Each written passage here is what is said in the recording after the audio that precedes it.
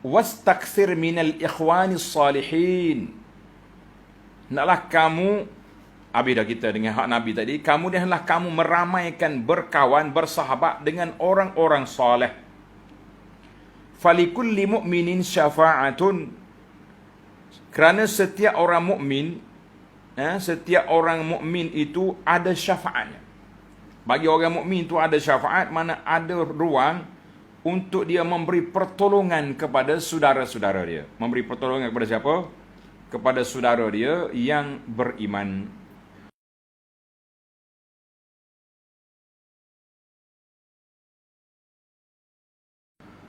Satu kisah yang masyhur daripada Al-Hasanul Basri rahimahullah dalam tafsir ayat fama lana min syafi'in wala sadiqin hamim. Allah Taala gambarkan orang kafir menyesal di akhirat esok.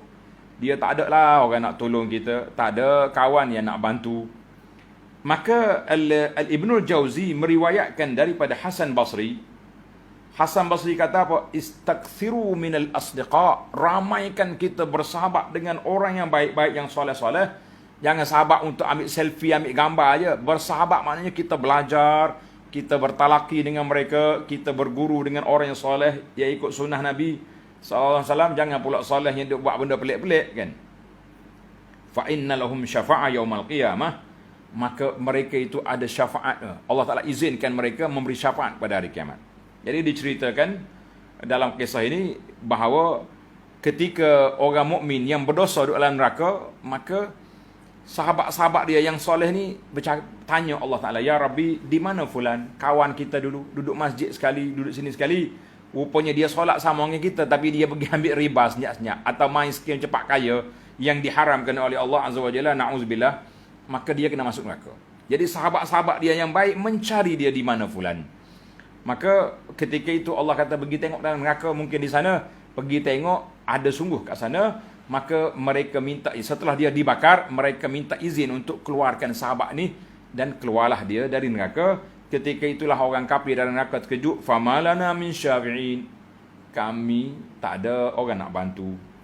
Jadi kata di Ibnul Jauzi ketika dia menceritakan kisah ini, dia kata illam tajiduni fil jannati bainakum fas'alu anni. Kalau kamu tak jumpa aku dalam syurga, tanyalah aku duduk di mana. Dia tak suruh cari dalam neraka. Itu jangan main-main. Sebab itulah anak tak suka bila ada jumpa dengan kawan-kawan. Dia kata, ustaz, kalau tak jumpa saya, cari ya. Kata ayat ni tak positif. Tak jumpa dengan saya, cari. Mana nak suruh saya cari dari neraka? Kita kata, kenapa awak ada angan-angan nak masuk neraka? Dia kata, tak. Minta je ustaz, syekh doakan kami. Semoga istiqamah atas dunia. Dapat masuk dalam syurga sama-sama. Jangan sebut neraka. Ibn Jauzi ni tawaduk dia. Dia imam besar, ulama besar. Kitab dia berapa ratus kitab dia ada. Kan? Ulama tafsir. Dia boleh cakap macam tu. Kita yang apa yang kita ada, aset apa yang kita ada, nak suruh kawan-kawan cari dari neraka. Tak, jangan dimudah-mudah. Bukan cerita ni untuk dibuat main-main, bukan untuk digurau-guraukan. Sebab tu anak bagi anak tak suka. Siapa-siapa hantar SMS ke, jumpa depan ke, ustaz cari saya ya.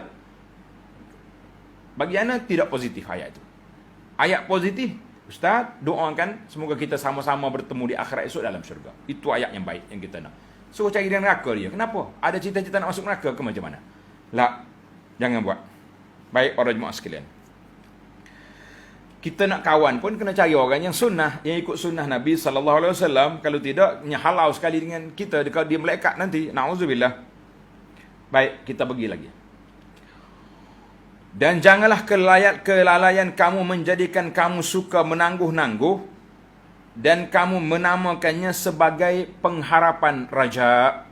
Jangan duk main harapan-harapan ni, jangan. Duk berharap saja. La. Kalau kita takut ke Allah, kita buat apa yang Allah Ta'ala suruh. Kalau kita rasa cemah dengan dosa-dosa kita, taubat daripada segala kesalahan kita. Tinggalkan maksiat yang tak baik.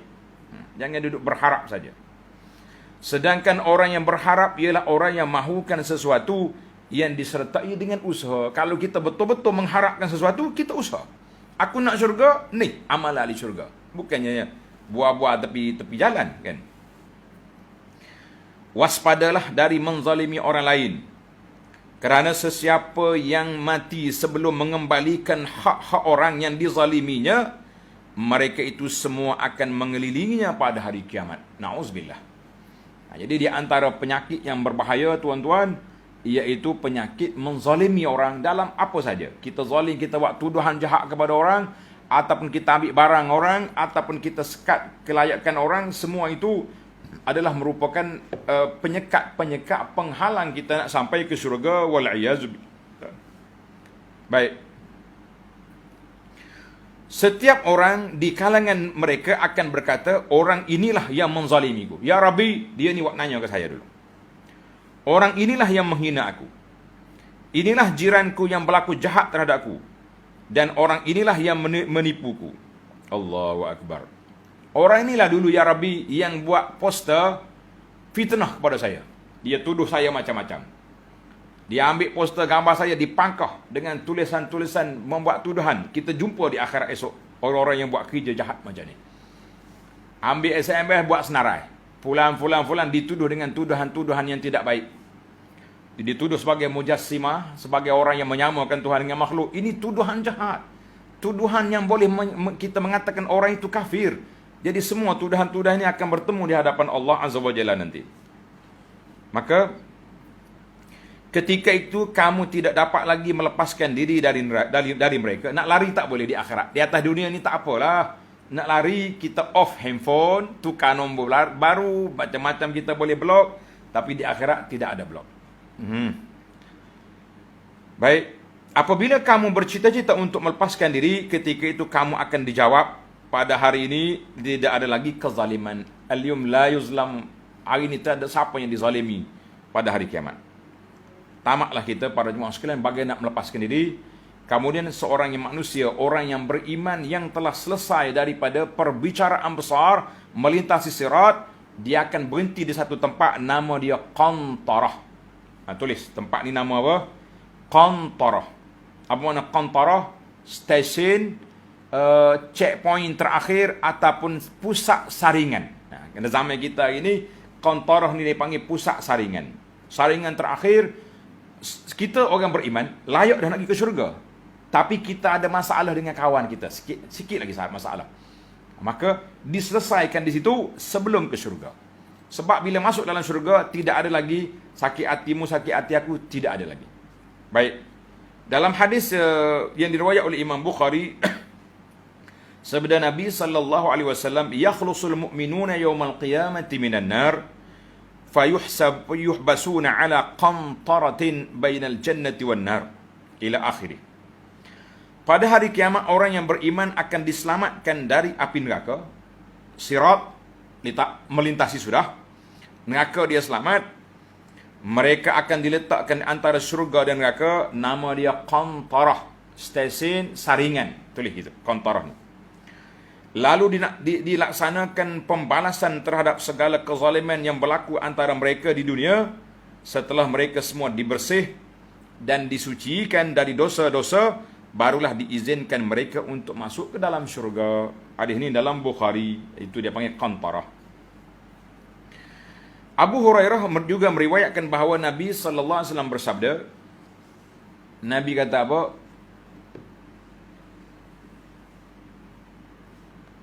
Tengok hadis Atadruna mal muflis. Ini hadis ni sangat berat. Nabi tanya, tahukah kamu siapakah orang muflis di akhirat? Siapa orang muflis? Para sahabat menjawab. Sahabat dia jawab bagi pihak apa ni, macam biasalah, macam kita jawab juga kalau kata orang muflis ni. Muflis di kalangan kami ialah orang yang tidak mempunyai dirham dan atau harta benda.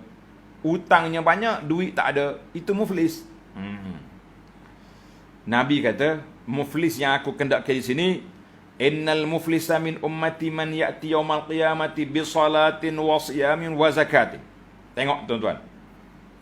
Orang muflis di kalangan umat aku, orang yang datang ke akhirat bawa pahala solat, pahala puasa, pahala zakat. Makna orang ni orang baik. Baik dia dengan Tuhan. Solat dia jaga, zakat dia bayar, puasa dia ada.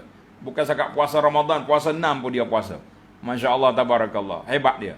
Tapi tengok tapi ni, wa ya'ti wa qad syatama hadza. Dia datang ke akhirat, dia dengan dosa-dosa dia telah memaki fulan, kata orang itu. Wa qazafa hadza, buat tuduhan jahat terhadap fulan. Wa akala mal hadza, ambil harta orang ni. Wa safaka dama, menumpahkan darah orang. Wa daraba hadza, dia telah pukul orang. Maknanya orang ini secara orang muflis di akhirat esok baik dengan Tuhan tapi gagal dia dengan hubungan dengan manusia. Ini yang kita bimbang hari ini. Kita ni baik dengan Allah. Warak kita hitam di dahi bekas sujud. Serban tak tinggal. Tak cukup satu dua atas bau lagi. Tapi mulut jahat. Membuat tuduhan kepada orang, buat macam-macam, maka orang ni calon muflis di akhirat. Wal'iyazubillah. Hati-hati kita. Orang muflis bukan orang jahat, orang baik, orang warak dengan Tuhan tapi tidak warak dengan makhluk. Ini sudah. Allahu Akbar. Maka apa hukuman dia? Bila dia jahat pada orang ni mari, ya Rabbi, dia ni kena pada saya. Yu'ti hadza min hasanati. Allah kata, ambil pahalamu bagi dia. Mari orang lain pula, ambil pahala dia bagi orang lain. Mari, sehingga pahala dia habis. Pahala puasa, zakat, apa yang dia bawa tadi habis. Tapi dosa dia banyak lagi. Ramai lagi orang yang beratur, duk ambil nak repot dia. Maka ketika itu diambilnya dosa orang itu, dicampak ke atas kepala si yang warak tadi. Faturihat alaihi summa turiha finnar, kemudian dicampak dalam neraka. Wal'iyazubillah. Ini kita takut. Hadis ini riwayat Muslim, hadis yang sahih. Jadi para jemaah sekalian, berhati-hati kita. Kehormatan diri seorang manusia bukan remeh, bukan senang.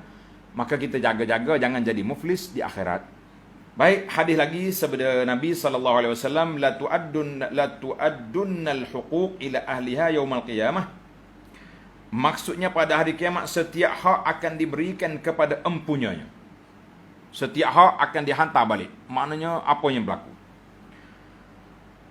Sehingga kan kambing yang tidak bertanduk akan diberikan hak untuk membalas kejahatan yang dilakukan oleh kambing bertanduk yang menanduknya di dunia dulu. Allahu Akbar. Kambing tak ada tanduk, pergi tanduk kawan dia yang tak ada tanduk, itu pun dibalas. Tapi dia dua ni selesai pembalasan, dua-duanya jadi tanah. Tapi kita manusia selesai pembalasan, mana tempat kita nak pergi? Allah Ta'ala yang maha mengetahui. Thumma turiha finnar, dicampak dalam neraka kalau tak cukup aset. Ana nasihatkan diri saya dan tuan-tuan, para jemaah sekalian.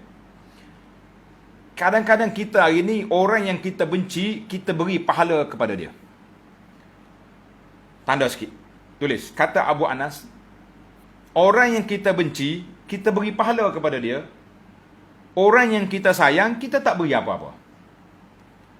Contoh, daripada pagi tadi sampai petang ni. Orang yang kita sayang, ibu bapa kita. Yang mereka sekarang ni, ada sebahagiannya sudah berada dalam alam kubur. Berapa banyak doa kita kepada mereka? Berapa sedekah yang kita beri pada mereka hari ini? Berapa minta ampun kita untuk mereka? Rabbi fali wali hidayah. Mungkin tak ada pun. Tapi orang yang kita benci, kita sumpah daripada pagi tadi. Belum makan pagi lagi dah sumpah. Sampai ke petang ini masih lagi menyumpah. Semua ini menjadikan kita muflis di akhirat. Wal'iyazubillah. Saya petang tadi sempat ikuti kenyataan tentang, ialah kita nak tengok PKP, lockdown apa benda. Allahu Akbar. Sedang menteri dan juga KP Kesihatan bercakap, anda tengok di bawah, dia punya light di bawah. Masya Allah, tabarakallah. Ramainya calon muflis di akhirat. Bahasa yang digunakan, subhanallah. Seolah-olah makhluk yang bercakap ini, makhluk bukan orang beriman. Tuan-tuan, ittaqullah. Takutlah kita kepada Allah Azza wa Jalla. Nak cakap, kita ingat, kita tulis, malaikat juga mencatat. Saya bukan nak sokong siapa-siapa, tapi perbuatan yang kita buat ini, perbuatan yang mengundang muflis di akhirat. Tulislah nak tulis apa benda atas dunia. Malaikat juga menulis. Saya keluar satu poster di bawah tajuk, malaikat belum pencen. Kita ingat malaikat tak tahu kita tulis apa. La haula wala quwata illa billah. Baiklah, daripada kita duk tengok hal orang, kita tengok hal kita. Wa hadhil ahadits kulluha fi sihah. Tuan Syekh kata, kesemua hadis tersebut, hadis-hadis tentang syurga, tentang qantarah, tentang pembalasan ini, tentang dihalau daripada kolam Nabi, semua yang kita baca tadi, terdapat dalam kitab sahih Bukhari ada, dalam Muslim ada. Oleh itu renung dan fikirkanlah. Semoga Allah Azza wa Jalla memberi taufik kepada kamu, kepada kita semua untuk menjauhkan diri daripada melakukan perkara-perkara yang boleh membatalkan pahala amalan baik seperti riya dan mengumpat, komen jahat-jahat kepada orang. Saya tak komen ustaz, tapi saya letak, dia panggil apa, emoji gambar yang jahat-jahat ni. Sama juga. Tak usah buat apalah kalau kita tak setuju. Ialah kita berdoa kepada Allah SWT, minta Allah Ta'ala tukar yang baik. Allahumma walli alaina khiyarana. Ya Allah, lantiklah orang yang memimpin kita, orang yang baik-baik. Doa, mengadu pada Allah Azza wa Jalla. Kalau kita tak mengadu ke Tuhan, kita nak mengadu ke siapa? Mengadu ke kawan-kawan kita, buat banyak dosa ada, buat banyak maksiat ada, tapi tak selesai kot masalah. Allahu Akbar.